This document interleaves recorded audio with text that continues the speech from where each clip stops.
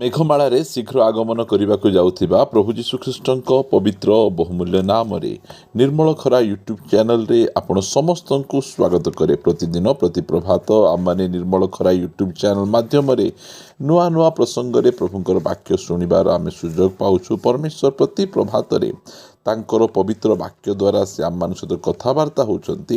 ସେଥିପାଇଁ ସ୍ୱର୍ଗର ପରମେଶ୍ୱରଙ୍କୁ ହୃଦୟ ସହିତ ଧନ୍ୟବାଦ। ତାହା ସହିତ ଆପଣ ସମସ୍ତଙ୍କୁ ମଧ୍ୟ ଧନ୍ୟବାଦ ଦିଏ, କାରଣ ଆପଣମାନେ ପ୍ରତି ପ୍ରଭାତରେ ଏହି ସନ୍ଦେଶ ଗୁଡ଼ିକୁ ଶୁଣୁଛନ୍ତି।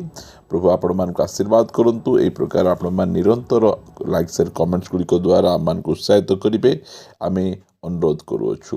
ଆସନ୍ତୁ ଆଜିର ପ୍ରସଙ୍ଗ ନିକଟକୁ ଯିବା। ଆଜିର ପ୍ରସଙ୍ଗଟି ଏହି ପ୍ରକାର ଅଟେ, ନିଜକୁ ଉତ୍ସାହିତ କରିବା ଶିଖନ୍ତୁ। ନିଜକୁ ଉତ୍ସାହିତ କରିବା ଶିଖନ୍ତୁ। ପ୍ରିୟମାନେ, ଆମକୁ ଡିସ୍କରେଜ୍ କରିବା ପାଇଁ ଶୈତାନ ଅଛି, ଆମକୁ ଡିସ୍କରେଜ୍ କରିବା ପାଇଁ ଜଗତ ଅଛି, ଆମକୁ ଡିସ୍କରେଜ୍ କରିବା ପାଇଁ ଆମର ଅନେକ ଶତ୍ରୁମାନେ ଅଛନ୍ତି।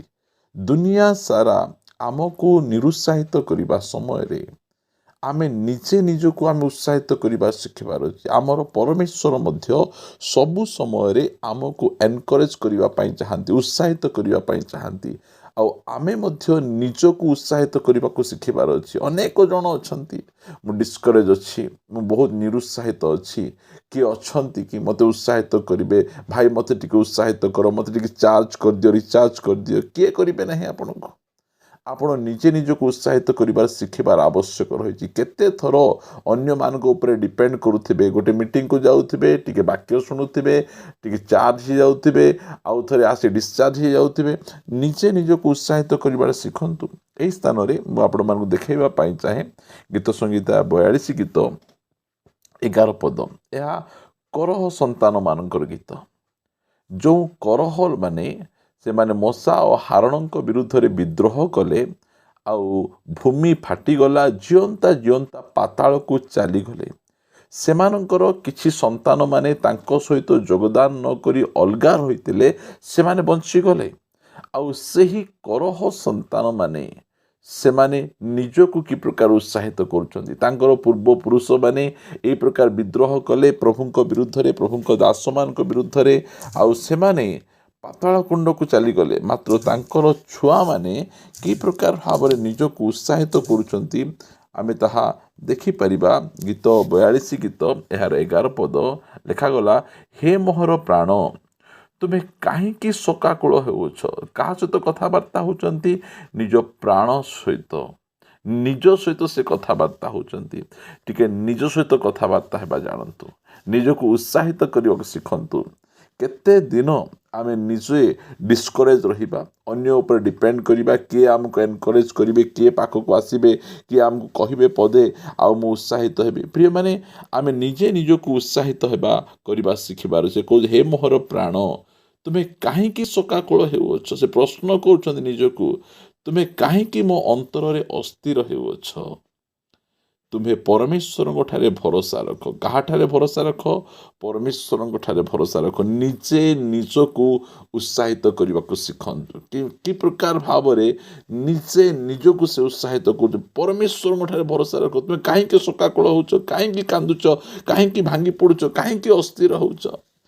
ପ୍ରିୟମାନେ, ଆମେ ନିଜକୁ ମୋଟିଭେସନ୍ କରିବାର ଆବଶ୍ୟକ ରହିଅଛି। ଏଇଟା ସେଇ ପ୍ରକାର ସମୟ, ନିଜକୁ ମୋଟିଭ୍ କରି ପ୍ରଭୁଙ୍କ ସେବା କାର୍ଯ୍ୟରେ ଆଗକୁ ବଢ଼ିବା। ଆପଣ ପ୍ରଭୁଙ୍କ ସେବା କାର୍ଯ୍ୟରେ ଆଗକୁ ବଢ଼ୁଥିବା ସମୟରେ, ଜବ୍ରେ ଆଗକୁ ବଢ଼ୁଥିବା ସମୟରେ, ଷ୍ଟଡ଼ିରେ ଆଗକୁ ବଢ଼ୁଥିବା ସମୟରେ ଅନେକ ସ୍ଥାନରେ ଫେଲୁର ହେଇଯାଇଛନ୍ତି, ଅନେକ ସ୍ଥାନରେ ବିଫଳତାର ଆପଣ ସମ୍ମୁଖୀନ ହୋଇଛନ୍ତି। ହେଲେ ମଧ୍ୟ ବିଫଳତା ଆପଣଙ୍କର ଶେଷ ନୁହେଁ, ଆପଣଙ୍କର ଆଗରେ ରହିଛି। ବିଫଳତା ଆପଣଙ୍କର ସଫଳତାର ପାହାଚ ଅଟେ। ଗୋଟିଏ ପରେ ଗୋଟିଏ ବିଫଳତା, ଗୋଟିଏ ପାହାଚ ଚଢ଼ି ଚଢ଼ି ଆପଣଙ୍କୁ ଆଗକୁ ବଢ଼ିବାର ଅଛି। ଯେତେ ଆପଣ ବିଫଳ ହେଉଥିବେ, ସେତେ ଆପଣ ଷ୍ଟ୍ରଙ୍ଗ ହେଉଥିବେ। ଦୁନିଆ ଲୋକମାନେ ଯେତେ ବିଫଳ ହେଉଥିବେ, ସେତେ ନିରୁତ୍ସାହିତ ହେଉଥିବେ। ପ୍ରିୟମାନେ, ଆମେ ଯେତେ ବିଫଳ ହେଉଥିବା, ସେତେ ମଜବୁତ ହେଉଥିବା। ସେ କହୁଛନ୍ତି, ତୁମେ କାହିଁକି ମୋ ଅନ୍ତରରେ ଅସ୍ଥିର ହେଉଅଛ? ତୁମେ ପରମେଶ୍ୱରଙ୍କ ଠାରେ ଭରସା ରଖ, କାରଣ ମୁଁ ପୁନର୍ବାର ତାହାଙ୍କର ପ୍ରଶଂସା କରି ବଚସା କରିବି ନାହିଁ। ଅନେକ ଜଣ ଅଛନ୍ତି, ସେମାନେ ବଚସା କରିବାକୁ ଜାଣନ୍ତି, ମାତ୍ର ଏଠି ସେ କହୁଛନ୍ତି ପ୍ରଭୁଙ୍କ ଠାରେ ଭରସା ରଖ। କାହାକୁ କହୁଛନ୍ତି? ନିଜକୁ କହୁଛନ୍ତି। ପୁନର୍ବାର ମୁଁ ତାହାଙ୍କର ପ୍ରଶଂସା କରିବି।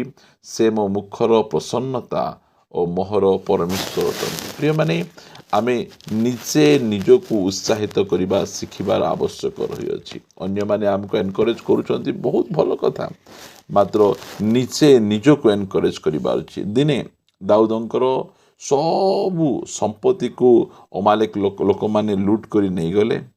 ଦାଉଦଙ୍କର ସ୍ତ୍ରୀମାନଙ୍କୁ, ପୁଅ ଝିଅମାନଙ୍କୁ ନେଇଗଲେ। ଅନ୍ୟ ସଙ୍ଗୀ ଲୋକମାନଙ୍କର ମଧ୍ୟ ପୁଅ ଝିଅମାନଙ୍କୁ ନେଇଗଲେ। ଯେଉଁ ସମୟରେ ଏମାନେ ସିଗ୍ଲୋଗରେ ଥିଲେ, ଅମାଲେକ ଲୋକମାନେ ଆସି ସେ ପ୍ରକାର ନେଇଗଲେ, ସବୁ ଜାଳିଦେଲେ, ପୋଡ଼ିଦେଲେ। ସେତେବେଳେ ଲୋକମାନେ ଦାଉଦଙ୍କ ବିରୁଦ୍ଧରେ ଉଠି, ତାଙ୍କ ନିଜର ବନ୍ଧୁମାନେ ସେମାନେ ଦାଉଦଙ୍କ ବିରୁଦ୍ଧରେ ଉଠି ଦାଉଦଙ୍କୁ ପଥର ପକାଇ ମାରିବା ପାଇଁ ମଧ୍ୟ ଇଚ୍ଛା କରୁଥିଲେ। ସେହି ସମୟରେ ଦାଉଦ କ'ଣ କଲେ?